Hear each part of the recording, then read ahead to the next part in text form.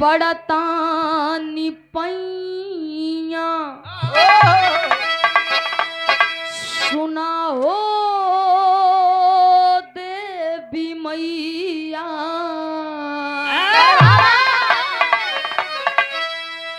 पड़ता निपैया बाबा सुना हो देवी मैया अजोहते बीतत बा दिन रात हमरो नैया के केहू ना खेवैया अपारवा लगावा तू ही आके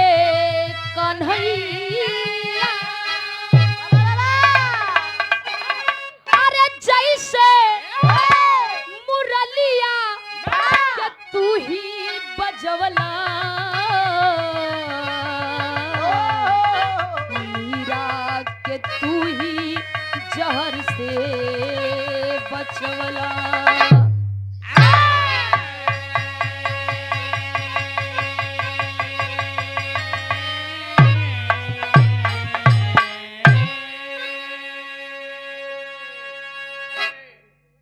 हेलो अच्छा बाबूजी बा सर्वप्रथम ए मैं इस पान ऐतिहासिक धरा को अरे वाह बीरापुर कमला नगर की पावन धरती को बा नमन बंदन करते हुए अरे वाह आप यहाँ पे बैठे हुए हमारे भगवान तुल्य बा विराज श्रोतागढ़ अरे वाह हमारे पिता तुल्य ए आप बूढ़ बुजुर्ग बा दादा काका चाचा अरे वाह आप हमारे नौजवान भाई बा एवं देश के छोटे छोटे भाभी करधार बच्चे बा लाउड स्पीकर के माध्यम से ए मेरी आवाज जहां तक जाती है अरे वाह हमारी दुर्गा लक्ष्मी जैसी माताएं एवं बहनें बा मैं लोकगीत विराग गायिका मुस्कान चंचल प्रतापगढ़ की पावन धरती से ए पाँव छू के पलगी बा आशीर्वाद के चाबा बा एक स्वर में सब भैया से नमस्ते प्रणाम स्वीकार हो बा आप बगल में अरे वाह मंच पे मंचाशील बा विराग के बहुत अच्छे कलाकार बा विराग के सुपरस्टार गायक ए जिनका विराह में बोलबाला है बा जिनका कोई जोड़ नहीं अरे है वाह आप आदरणीय परम पूज्य परम श्रद्धेय परम सम्मानित बा वीर बहादुर यादव बा वो उनकी पूरी पार्टी को तहे दिल से स्वागत नंदन अभिनंदन करती हूँ अरे वाह ए भैया ऑपरेटर भैया एक हमारा बा मार हो जाई हो सिटिया लागत है बा हाँ सिटी में बहुत मार हो जाता बा बेऊंगा भो रहा बनारस में कब अरे हाँ भैया लोग बतावत हम ए ये अपने हिंदुस्तान के भारत के बा रीत रिवाज है प्रथा है संस्कृति है कल्चर है बा कि कोनो भी शुभ काम करे से पहले अरे वाह नहाए खा ले चाहिए भैया नहाए खाए के लेके चाहिए इधर से तो लोग बतावत है नहाए खाए लेके चाहिए बा उधर से चाचा बताएं नीचे से कहें कि पहले टेंट लगवावे चाहिए जरूरी बा भैया भैया जरूरी बा हम कहा तही शुभ काम में जरूरी नहीं हो कुल टेंट ही ला गए अरे वाह हैं? पूजा पाठ मंदिर में होता शुभ काम में बा हैं? अपने हिंदुस्तान के भारत की रीति रिवाज है प्रथा है संस्कृति है कल्चर है अरे वाह कि कोनो भी शुभ काम करे से पहले बा अपने इष्ट देवी देवता के मनाए ले चाहिए बा फिर चाहे वो हिंदू हो चाहे मुस्लिम हो चाहे सिख हो चाहे ईसाई हो ए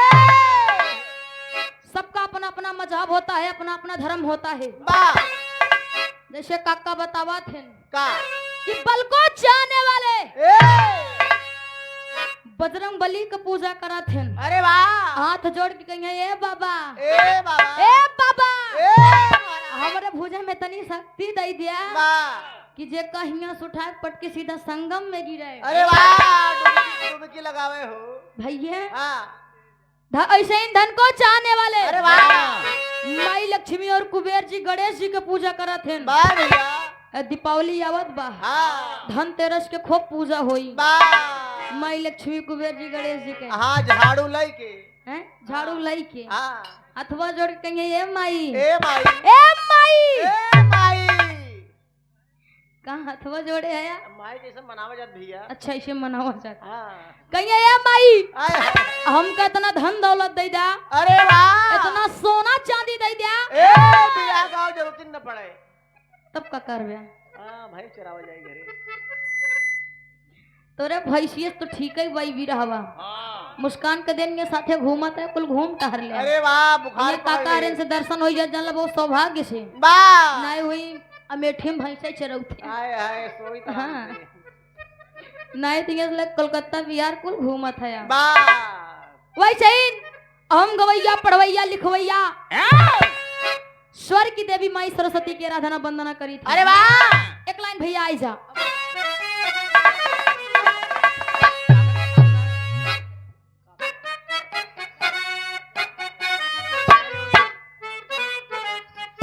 वाह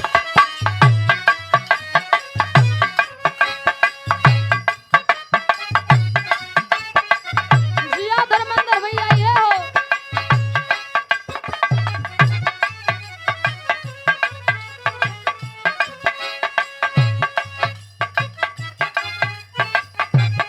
क्या बात है?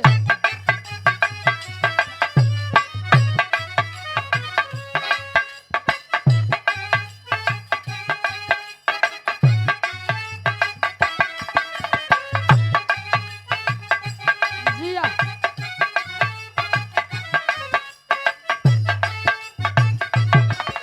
क्या बात है?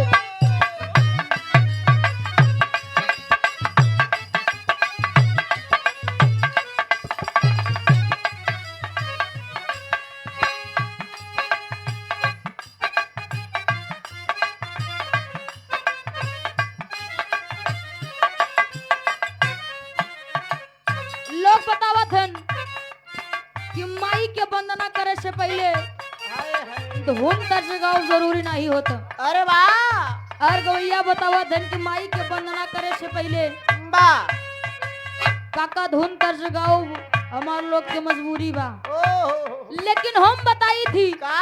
कि माई के वंदना करे से पहले धुन तर्ज गाँव बड़ा जरूरी बा। समय को देखते हुए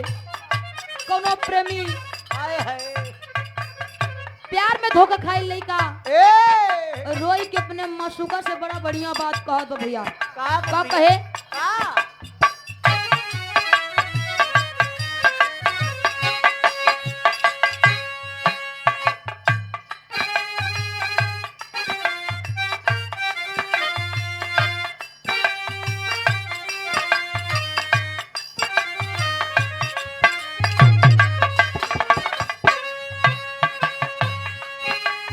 ए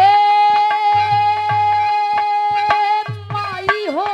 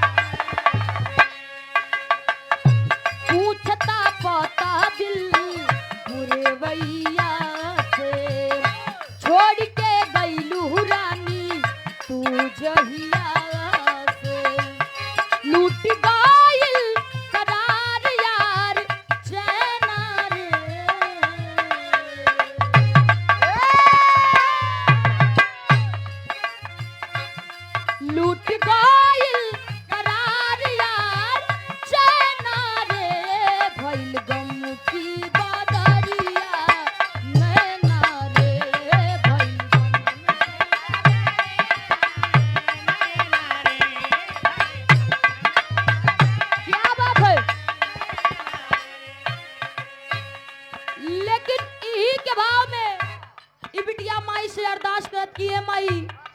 तुझे का चाहत हूँ गवावा थू जे के चाहत हूँ नहीं गवाऊ तू। दोपहरिया के बेला में बिटिया मंच से फरियाद करत बा कहे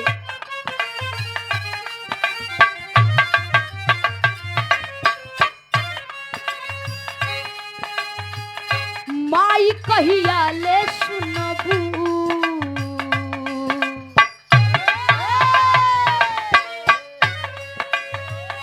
माई कहिया ले सुनबू दिल के पुकारिया माई कहिया ले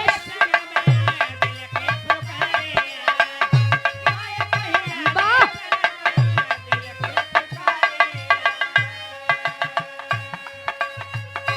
हाथ जोड़ी के बिटिया करेली रजिया हाथ जोड़ी के बिटिया ए माई माई कहिया ले सुनबू हमरो पुकारिया हाथ जोड़ी के बिटिया करेली रजिया माई बिटिया पे फेरी दाना जरिया हो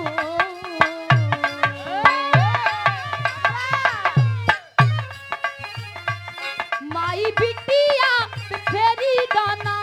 जरिया हो मोरी नैया फसलू माटी भरिया हो मोरी नैया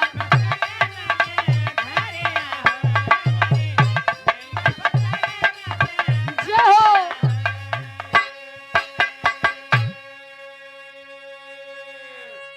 बिटिया कहे ए माई ए माई दुनिया के माई हो हाय हाय पूरी दुनिया के देख रेख करत हूँ माँ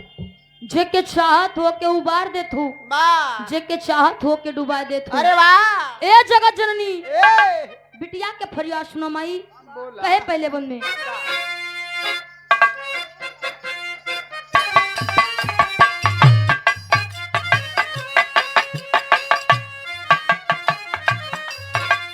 हम नारी बानी माई सुनीला पुकारी हो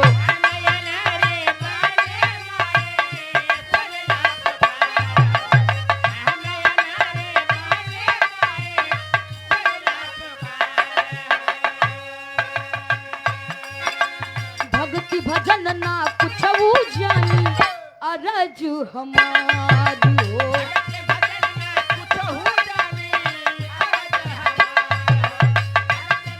वाह!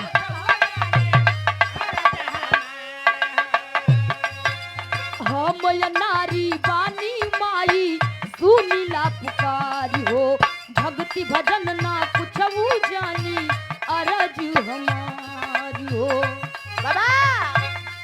हर दीप नाही नारी अरचू नरिया हो ए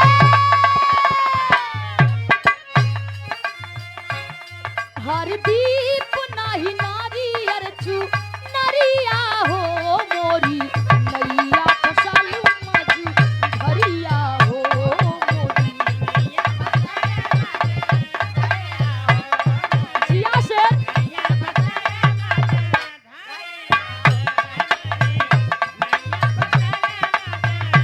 वाह!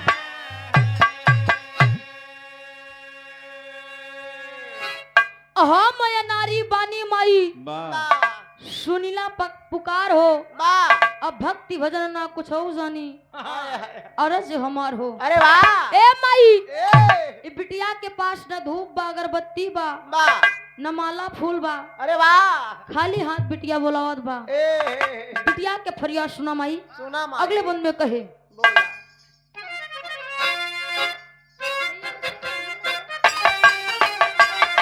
हल तोहरे कृपा से बाजे माई ढोल हरमुनिया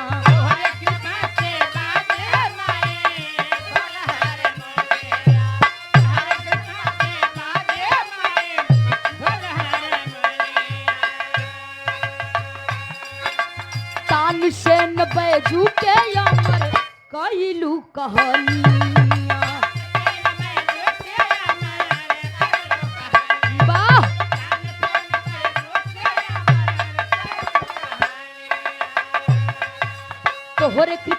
से बाजे माई ढोल हारमोनिया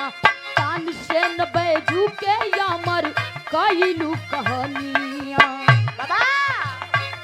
आवा सारी गम सजावा मोरी मैया हो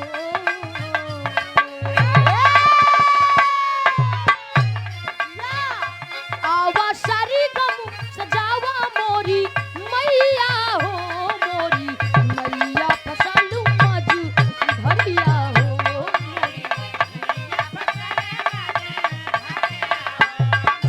जिया से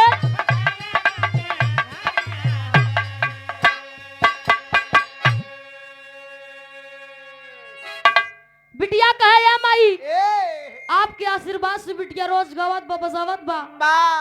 आशा बा कि अजू बिटिया से आए के गीत गोबू अरे वाह जब तक आप अबू नहीं हमार साज बाज तजीना बा जोन कुछ भी ये लोग बजावत हैं सब आपके आशीर्वाद से बजत बा माई आवा माई आय के मंच पे सरगम सजावा ए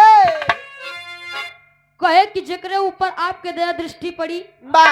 ओकर नैया पार होएगा बा तुलसीदास तुलसीदास हो गए ए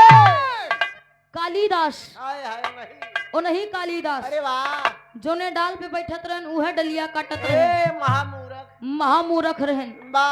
लेकिन आपके दया दृष्टि उनके ऊपर पड़ा आज अंतरराष्ट्रीय कवि हो गए ए हैं बराबर चर्चा होत बा महान पुरुषों में उनका नाम आता है बा इमाई के कर देन है अरे वाह आपके देन है बा आल्हा उदल के तेगा पे बस जाऊं अरे वाह आज तक के उड़न में नहीं हरा पाइस वाह दुनिया छोड़ करके चले गए लेकिन नाम अमर हो गया माई अरे वाह पूरी जगत की माई हो ओ सब आपके हाथ में माई वाह जे के चाहत हो गवावत हो हाय हाय जे के चाहत हो नहीं गवाव तू अरे वाह बिटिया के फरियाद सुना माई हां लास्ट बंद में कह भैया अमर कह देना होगा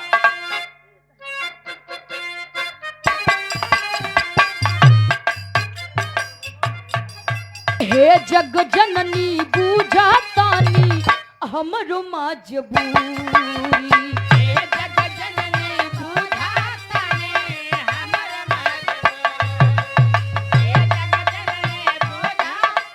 कार्यक्रम जोन होत बा भैया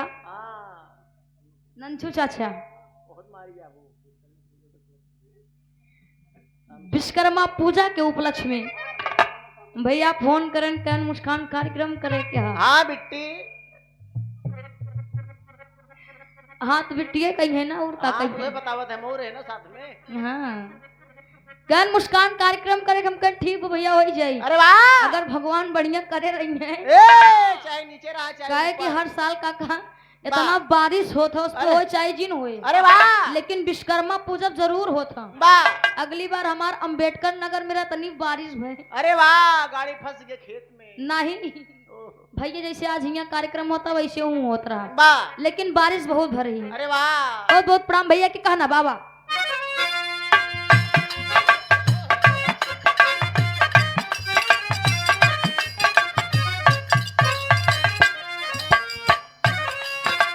हे जग जननी बूझा तानी हमरो मजबूरी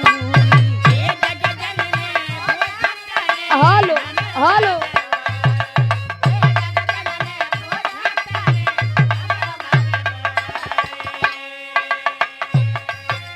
सूर्य भान पप्पू गुरु से कर जनी दूरी वाह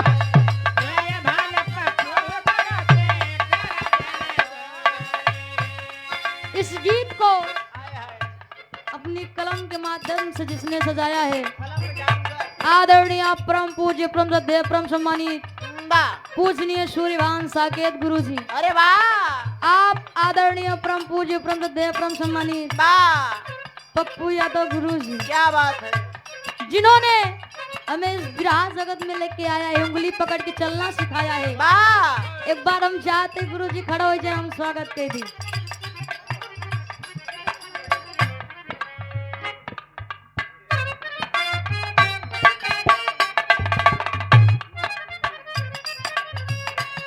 एक बार ताली बजा दे सब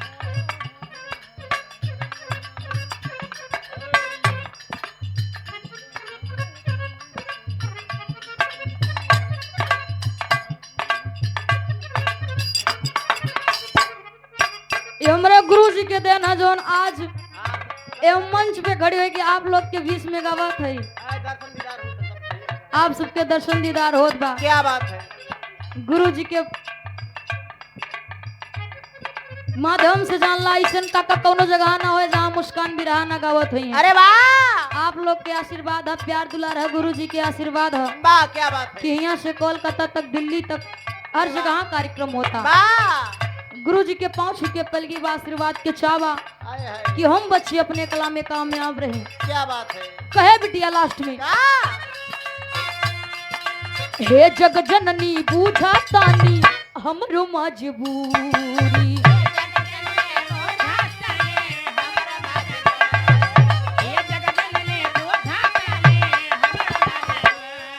हे जग जननी बूझा तानी हमरो मजबूरी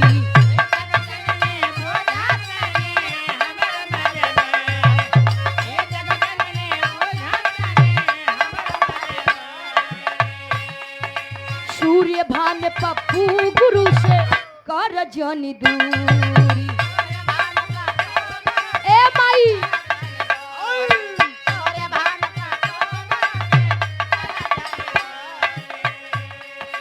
हे जग जननी बूझा तानी हमरो मजबूरी सूर्य भाने पप्पू गुरु से कर जनी दूरी त मुस्कान चंचल बनी हरी बापू जरिया हो त मुस्कान चंचल बनी